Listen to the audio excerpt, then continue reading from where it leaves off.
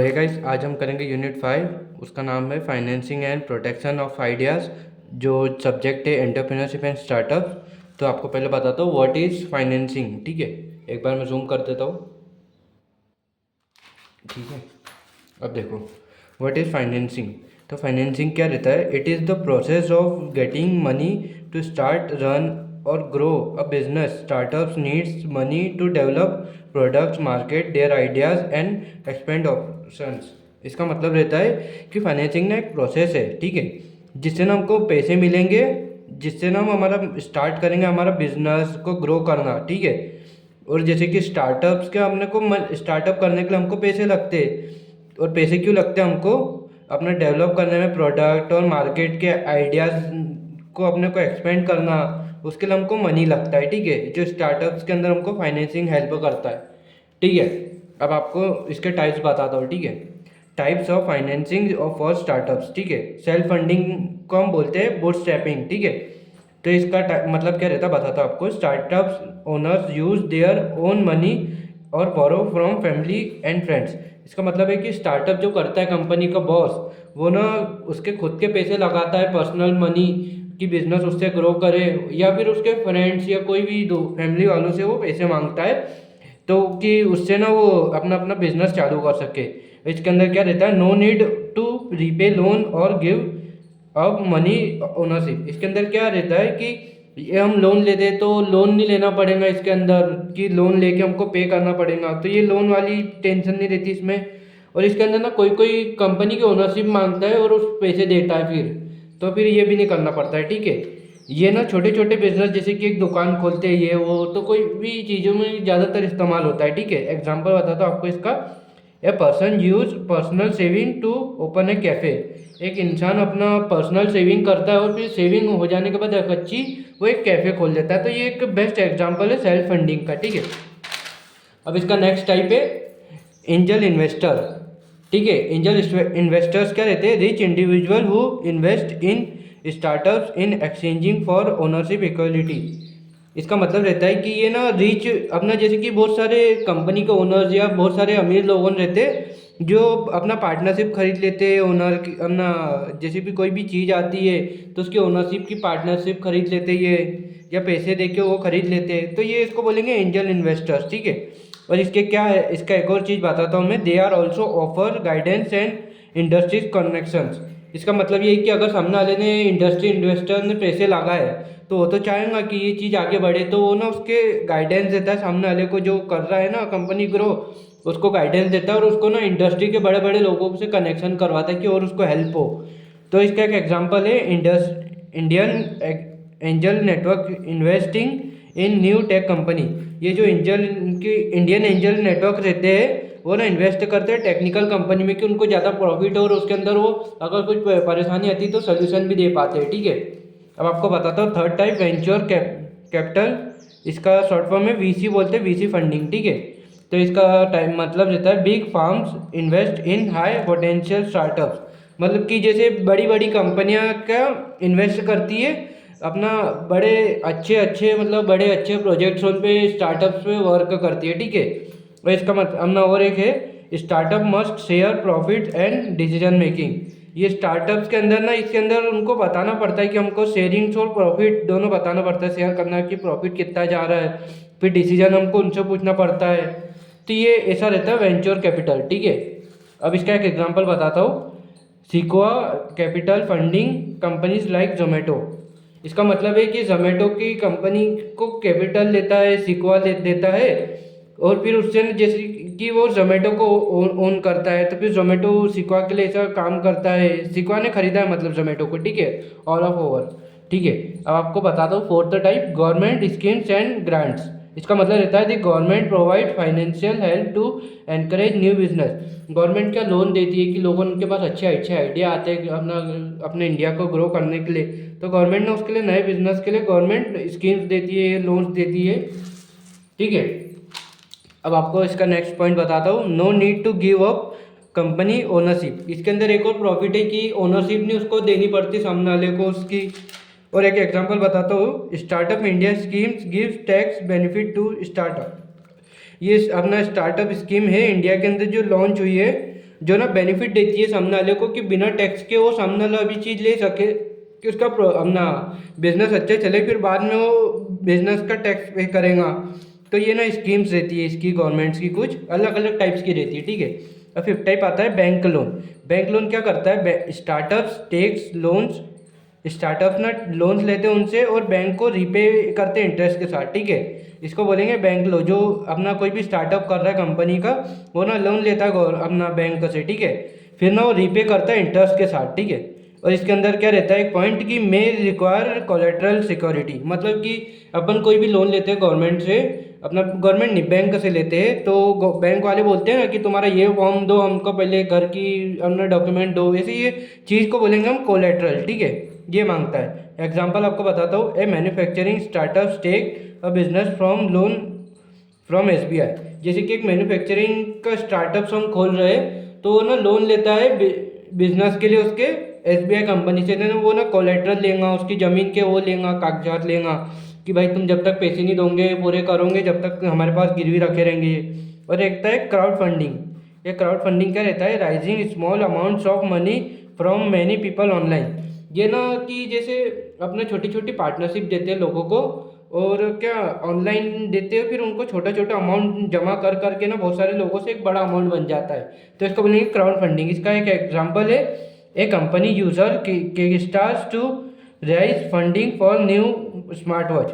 जैसे कि लोग उन एक कंपनी के अंदर एक किक स्टार है, जैसे कि मतलब बाहर निकाला हुआ पर्सन है, तो उसको ना एक वो फंड लेता है वो पर्सन जो बाहर हो गया है, और फिर एक स्मार्ट वॉच बनाता है जो क्राउड फंडिंग से होता है। कंपनी तो नहीं देंगी उसको पैसे, तो वो ना लोगों से मांगता है और फिर एक ये करता है अपना स्मार्ट वॉच बनाता है, तो इसको बोलते हैं क्राउड फंडिंग, ठीक है। अब इसका 7 टाइप आता है, corporate funding and strategic funding, ठीक है। ये क्या रहता है, ये रहता है large companies invest in startups that match their business interest. इसका मतलब रहता है कि बड़ी बड़ी कंपनियां ना स्टार्टअप के अंदर इन्वेस्ट करती है जो उनके बिजनेस को मैच कर सके, ठीक है। एग्जांपल बताता हूँ आपको, Google invest in Indian startup Dunzo, ठीक है। अब गूगल कंपनी को तो आप सब जानते होंगे कितनी बड़ी कंपनी है। वो ना डेंजो के अंदर इन्वेस्ट करा उसने, क्योंकि वो उसके उसके रिलेटेड ही है, वो मैच करता है थोड़ा, तो उसको हेल्प भी मिलेंगी उसके रिलेटेड अगर कुछ डेटा वेटा रहा तो, ठीक है। तो अब आपको नेक्स्ट टॉपिक करा दो, communications of ideas to potential investors pitch. क्या रहता है ये इन्वेस्टर पिच, क्या रहता है मेन तो इन्वेस्टर पिच रहता है, an investor pitch is a short presentations where a startups explain its business ideas to potential investors to get funding। इसका मतलब रहता है इन्वेस्टर्स पिच का मतलब रहता है कि ये एक अपना प्रेजेंटेशन देना पड़ता है। इन्वेस्टन ये एक शॉर्ट अपना प्रेजेंटेशन है, ठीक है। टोटल तो शॉर्ट प्रेजेंटेशन है जो स्टार्टअप्स को उनके एक्सप्लेन करता है, ताकि उसके बिजनेस को ना एक पोटेंशियल इन्वेस्टर मतलब कि एक अपना फंड मिल सके जिससे ना तुम्हारा बिजनेस रन कर पाए, ठीक है। अब आपको इसके टाइप्स बताता हूँ क्या रहते हैं। इसके 3 टाइप्स रहते हैं। पहला रहता है एवेल्युएटर पिच, जो करता है एक क्विक 30 से 60 सेकेंड का उसके अंदर अपना एक्सप्लेनेशन रहता है स्टार्टअप के बारे में, ठीक है। और एक पिच डेक प्रेजेंटेशन क्या रहता है, a detail power point presentation with business detail. ये ना एक बड़ा पावर पॉइंट का एक प्रेजेंटेशन रहता है जो ना अपने बिजनेस की डिटेल भी बताता है, ठीक है। अब आपको थर्ड और लास्ट इसका पॉइंट बताता हूँ, ए बिजनेस प्लान पिच। क्या रहता है ये, a formal document explaining the startup growth plan. ये एक फॉर्मल डॉक्यूमेंट रहते हैं सब अपना, ये ऐसा नहीं है कि जो हम लैपटॉप या स्क्रीन पे दिखा रहे सामने वालों को, उनको हाथ में देना पड़ता है बिजनेस का ये प्लान, और फिर उनको फॉर्मेट डॉक्यूमेंट को हम एक फॉर्मेट में हमको डॉक्यूमेंट देना उनको, ठीक है। उनको एक्सप्लेन करना पड़ेगा वो कि स्टार्टअप कैसे ग्रो करेगा, उसका प्लान बताना पड़ेगा, ठीक है। इसका एग्जांपल बताता हूँ आपको, a startup developing a mobile payment app creates a short pitch explaining. इसका मतलब है कि एक स्टार्टअप चालू हुआ है, करा है हमने, जिसके अंदर हम पेमेंट ऐप बना रहे, और वो भी एक शॉर्ट पिच के लिए, मतलब छोटे से काम, छोटा सा वो है, ठीक है, वर्क है। तो उसके लिए हमको क्या पहली प्रॉब्लम आएंगी इसके अंदर वो बता देंगे हम कि दी प्रॉब्लम क्या रहेंगी, the problem cashless payment are needed. उसके अंदर क्या हमको बिना स्टार्टिंग में बिना कोई टैक्स वैक्स के हमको वहाँ वर्क करना, अपना मतलब पेमेंट करवानी पड़ेंगी कि लोगों ने इस पर वर्क अपना ट्रस्ट कर पाए। फिर उसका सोल्यूशन क्या होगा कि कुछ दिनों बाद हमने अपना नहीं, इसका सोल्यूशन रहेगा ये fast secure mobile communication payment है। इसका मतलब रहेगा कि एक फास्ट और सिक्योर मोबाइल पेमेंट का रहेगा। ये कैशलेस पेमेंट, जैसे कि हमको हाथ में कैश नहीं लेना पड़ेगा इसके अंदर, कि इसकी प्रॉब्लम है मेन तो यही रहेगी कि जैसे हमको कोई पेमेंट ना हाथ में लेके नहीं घूमना पड़ेगा कि चोरी हो जाए ये हो जाए, तो ये प्रॉब्लम रहती थी कि चोरी ना हो जाए। फिर इसका सोल्यूशन आया सिक्योर मोबाइल से ही उनके हो जाता पेमेंट, वो भी सिक्योर रहने के बाद, सिक्योर और लॉक वॉक लगाने के बाद। फिर ये कैसे अपना इसको एक्सप्लेन करने के टाइम इनको बताना भी पड़ेगा how it will make money, ये पैसे कैसे कमाएगा। तो इसका ना चार्ज लेता है ये अपने छोटे छोटे ट्रांजेक्शन पे, जैसे आप कोई भी ट्रांजेक्शन करते हो तो 1 रुपये 2 रुपये लगता नहीं है, तो जैसे ये चार्ज लेता है, ठीक है। और how much investment is needed and how it will be used, और हमको ये भी बताना पड़ेगा कि हमको कितना इन्वेस्टमेंट करना पड़ेगा, मतलब जो ये यहाँ पर इन्वेस्टर्स करेंगे ना ये पिच के अंदर ये इन्वेस्टर, उनको बताना पड़ेगा कि कितना इन्वेस्ट करना पड़ेगा उनको और कितना इसका यूज़ होगा, ये बताना पड़ेगा, ठीक है। तो ये एग्जांपल था इन्वेस्टर स्पीच का, ठीक है। अब आपको बताता हूँ last topic, patents and license क्या रहता है ये, what is the protection of idea. इसका प्रोटेक्शन आइडिया से क्या मतलब है, ठीक है।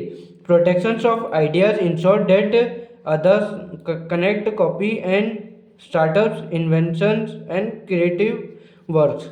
इसका मतलब है कि अगर आप अपना जो ये अगर आप कोई भी अपना बिजनेस स्टार्ट करते हो तब प्रोटेक्शन ऑफ आइडियाज़ का इस्तेमाल करते हो वो बिजनेस के अंदर, तो ना आपको गारंटी देता है कि कोई दूसरा आपका आइडिया कॉपी नहीं कर सकता, कि वो आइडिया कॉपी करके वही चालू कर दे और उसका इन्वेंशन कर दे और उसका चालू कर दे काम, ये सब नहीं हो सकता। ये आपके पास ही रहेगा और आप उसका हटवा सकते हो, ठीक है।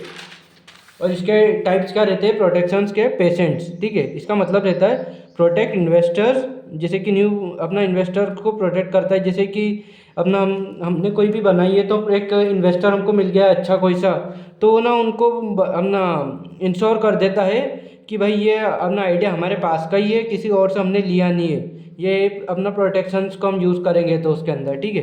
तो इसके अंदर ना नया प्रोडक्ट्स आएंगे, मशीन्स आएंगी, प्रोसेसेस आएंगे जो कोई कॉपी नहीं कर सकता है। लेटेस्ट अपना ये अभी लेटेस्ट है, ज़्यादा चल रहा है 20 साल से, ठीक है, इंडिया के अंदर।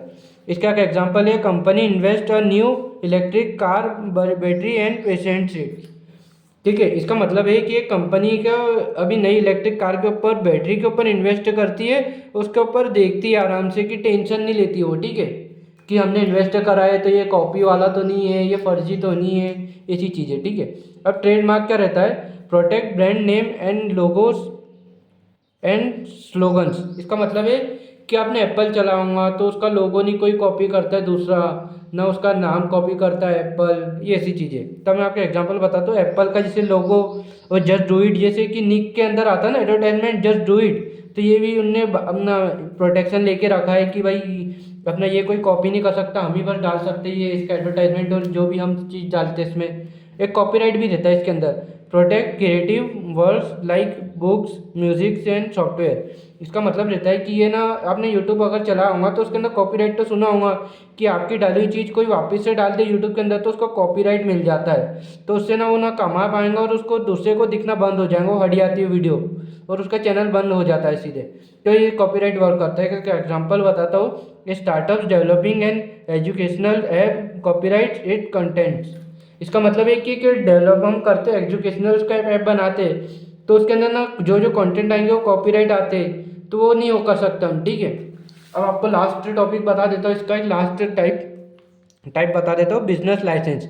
ये क्या रहता है, official permanent permissions need to run a business legally. इसका मतलब है कि जैसे कि हम कोई भी बिजनेस अगर खोलेंगे तो उसके ना हमको एक परमिशन चाहिए जो हमको लीगली, हम कोई भी रोक नहीं सकता कि भाई तुम कैसे बिजनेस कर रहे हो, ये तुम अपने आप खुला बिजनेस कर सकते हो, ये कोई तुमको रोक नहीं सकता, ठीक है। कि एग्जांपल इसका बताता हूँ, a food business need an फीजी लाइसेंस इन इंडिया।